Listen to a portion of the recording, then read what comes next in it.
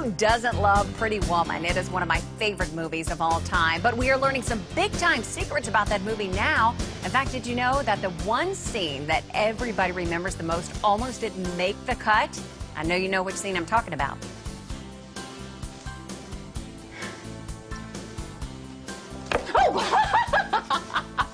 That's the moment we all fell in love with Julia. All of America. But it actually turns out that that scene was just a practical joke. Yeah.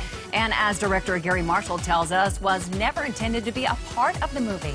Did you realize that would become such an iconic scene? I had no idea. She's a kid, so she goes out and parties, and sometimes she parties late and she comes to work and she's a little sleepy. I said, Richard, you gotta wake her up a little. So, you know, when she reaches for the box, when she laughs, the whole world lights up. So that was really a prank. So it was a prank. We'll use it for the gag reel. Everybody who saw the gag reel said, you know, that was real good. It was the last minute we put it in the movie, and it became like that was the trademark of the movie.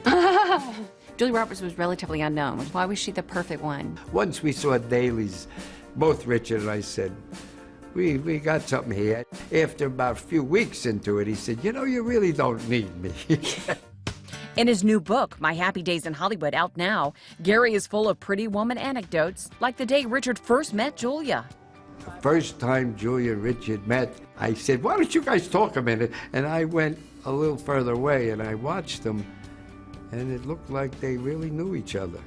Richard Gere and Julia Roberts supposedly laughed a ton while they were trying to get through the romantic scenes. What was going on there? They would laugh and then they would kiss. You always have a double standing by. And Julia said, I want to do it myself. So she did all the love scenes and everything, but the poster was not her. So that's where the rumors started that she had a double.